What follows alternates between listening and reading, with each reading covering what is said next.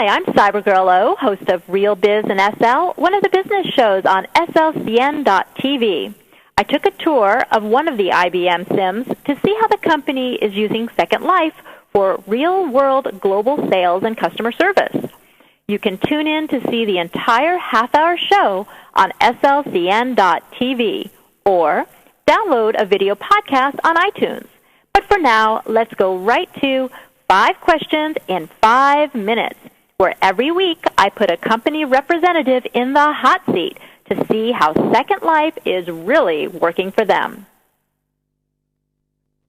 We are in the Real Biz and SL studios with our guest, Joanne Bald, Program Director of IBM.com. So, Joanne, are you ready for the 5 questions in 5 minutes? Okay, fire away. Okay, now question number 1, investment. What kind of investment is your company making in Second Life? We've invested training 44 people, to manage the global staffing of our centers, and we are committed to that staffing as a key differentiator for what we can bring into the world of 3D. It's really too early to discuss the financial aspects of the 3D Internet, but we believe that it will have a huge impact on the web as we know it and a global impact on business and government. So we're committed to the investment in people, basically, that will operate the virtual business center. Then how many people did you say? I didn't catch that. I'm sorry, I was 44. Oh, 44 people currently committed to the Second Life initiative in some way. Yeah, that's staffing the business center. We do have a staffing the business center. Okay. Great, good to know. So, also, just a comment about before we go. I don't want to mislead, but we have a virtual universe community within IBM. There's people interested in virtual worlds, from software group, from research, and that is a volunteer membership. It's a grassroots kind of initiative, and there are 6,000 people that are in that community today. I don't want to mislead you by thinking we have only 44 people in IBM. Okay, no, that makes sense. That sounds really good. Even if you can't give me the dollar numbers, having those kinds of figures is quite interesting, I think, to my audience. So question number 2, ROI. What kind of return on your investment are you seeing? Well, we went into this as an experiment in 3D, and basically we broke even on the investment in 7 months. Although revenue was not our goal, when we focused on events that drove visitors in for specific reasons to talk about IBM's services, sales and services, we were getting opportunities generated out of those briefings. Our average sales lead generated is about 25,000. All right. We do like that. But again, that wasn't the primary goal. It just was a what happened when you start talking to business people in Second Life. And you weren't too disappointed about that? No, that was a great way to get investment for this year. Well, I'm actually also curious. You always reference it as the 3D world or the virtual world as opposed to saying in Second Life. Is that because you see it as a more global environment and not specific to a particular environment? Absolutely. IBM is, there's a group within IBM that's committed to looking at all 3D virtual worlds. We chose Second Life because this was the most popular public venue. But across IBM, there's many initiatives going on with many different virtual worlds and different environments. And it really all depends on what the needs of the customer are and what the needs of IBM are. Internally, we use different virtual worlds, but Second Life is where we chose to be for being in the public space. Good to know. Interesting. All right, question number 3, measurement. What are the metrics you're using to evaluate your Second Life initiative? It's all about reach and relationship.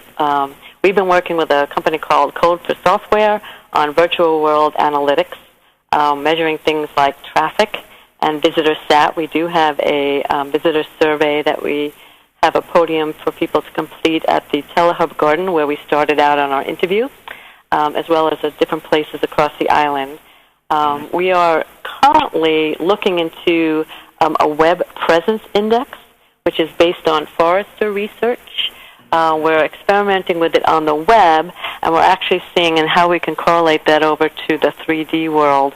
And some of the considerations for components of this index include customer stat and goal attainment from feedback results, loyalty, how can we measure who returns to the island, participation, what's the indicators of one-way messaging, and collaboration, what are the indicators of two-way interaction or information sharing. Pulling those together, we can come up with an index that we're going to primarily use internally, but to kind of look at that over time to see how do we actually measure how many people we're reaching and what kind of relationship we have. That's a really nice, detailed way of measuring and looking at basically your return on investment here. Question number 4, worthwhile. Bottom line, is it worth being in Second Life? Yes. IBM believes that the 3D Internet and virtual communities hold great promise to solve real business, real problems in business, government, and society. If you look at the gamers today, at the generations today, it's the 3D interface that holds the appeal, and believe that that's going to be the way of the future, and it's IBM's vision to be a proactive leader in this space. Well, that sounds. We don't have all the answers, but we are certainly looking for finding them out. Yeah, well, none of us do, but it's always interesting to hear from different companies to see what their take is on the virtual spaces. And question number 5, time. How much longer do you plan to be in Second Life? Well, assuming I still have a job at this is for my foreseeable future, as I could say. We have, as I mentioned earlier, 6,000 employees in the virtual universe community. They're visiting and working in other 3D places like Active Worlds and There.com, and IBM has its own Interverse based on Active Worlds platform. There are over 200 people in research and consultants and developers using virtual worlds to experiment and develop social networking tools. And we have 50 other islands within Second Life for purposes such as research, onboarding of new employees, developer support, and spaces for IBM internal and client meetings. So we are into the virtual world in a big way, and it's just a matter of finding the right business value in each of these places and working to understand what our customers want and what would be most effective in terms of reaching new markets and building new relationships. Well, I'm glad you mentioned that. 50 other islands in Second Life, and all of those other 50 islands, of them, what's available to the public, or is that all internal? No, they're also available to the public. The IBM Business Center is in a different area than these islands, so you can't, jump to them. But some of the other islands are connected, and you can jump from space to space. They can be similar to the way the web evolved, where different groups can put up different web pages.